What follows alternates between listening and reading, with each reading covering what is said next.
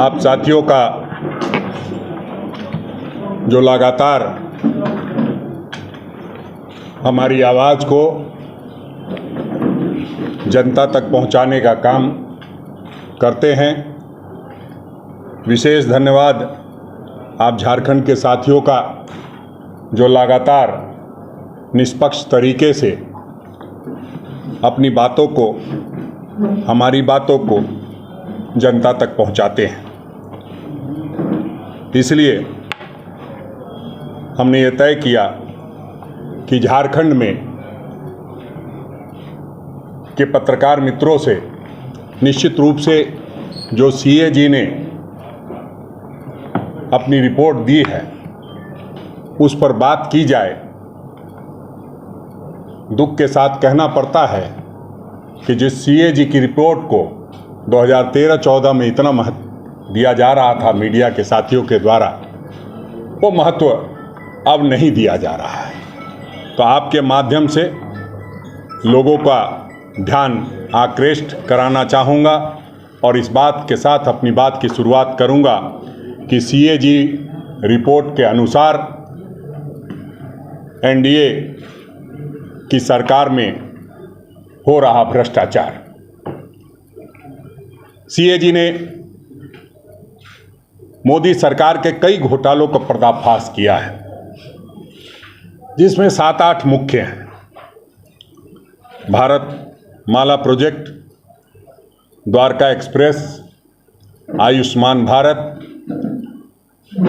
Ayodhya development project, toll में लूट, HAL पर विमान इंजन की डिजाइन प्रोडक्शन में खामियों पर का गंभीर आरोप, ग्रामीण विकास मंत्रालय ने जो वृद्ध और विकलांग विधवा पेंशन योजनाओं का पैसा जो है अपना चेहरा चमकाने में लगाया है, उसी संदर्भ में विस्तार से कहूँ तो कि जो मोदी सरकार गला फाड़ कर 2013-14 में इसी सीएजी की रिपोर्ट को लेकर के चिल्लाती थी, आज जब उन पर उंगली उठी है तो चुप बैठी है।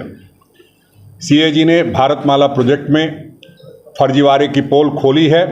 सड़क की लागत में लगभग 100% की वृद्धि का भी खुलासा हुआ है। इस प्रोजेक्ट के फंड की अनुमति आर्थिक मामलों संबंधी जो कैबिनेट की कमेटी होती है CCEA, जिसकी अध्यक्षता स्वयं प्रधानमंत्री करते हैं, इस परियोजना में CCEA ने मंजूरी दी थी 5,35,000 करोड़ रुपए की लागत पर 34,800 किलोमीटर सड़क बनाने के लिए, लेकिन असल में ठेका 26,316 किलोमीटर राजमार्गों का ही दिया गया, जिसकी स्वीकृत लागत 8,46,588 करोड़ रुपए थी।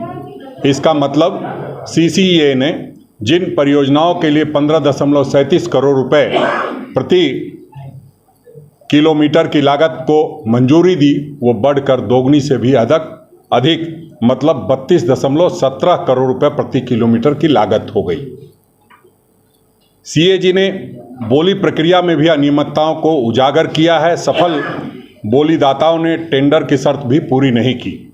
फर्जी दस्तावेज के आधार पर चयन हो गया। विस्तृत परियोजना रिपोर्ट के बिना आवंटित हुआ। एस्क्रो अकाउंट से 3598.52 करोड़ रुपए के आसपास फंड का डायवर्सन हुआ और कई जगहों पर सेफ्टी कंसल्टेंट तक नहीं रखे गए। सड़क पर चलते हुए आप खुद अपनी जान माल के लिए जिम्मेदार हैं।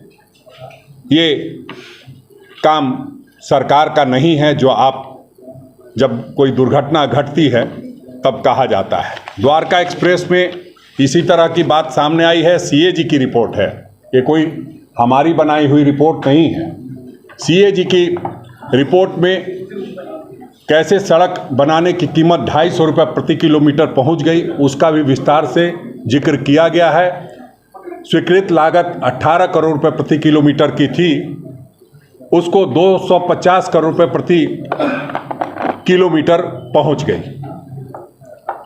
तो इसका मतलब ये हुआ कि 14 गुना उसके लागत में वृद्धि हुई।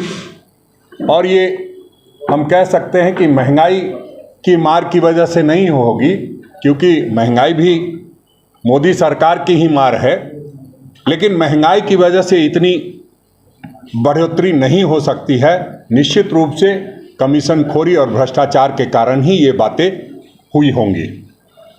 टोल में लूट आप देखते हैं, आप तो टोल जहाँ भी है वहाँ टोल प्लाजा के आप भुक्तभोगी रहे होंगे, किस तरह से व्यवहार किया जाता है पैसे को लूटने के लिए, वो किसी से छुपा नहीं है। और उसका नतीजा ये सामने आया है कि NHAI ने गलत तरीके से CAG ने कहा है कि 132 करोड़ रुपए की वसूली की है।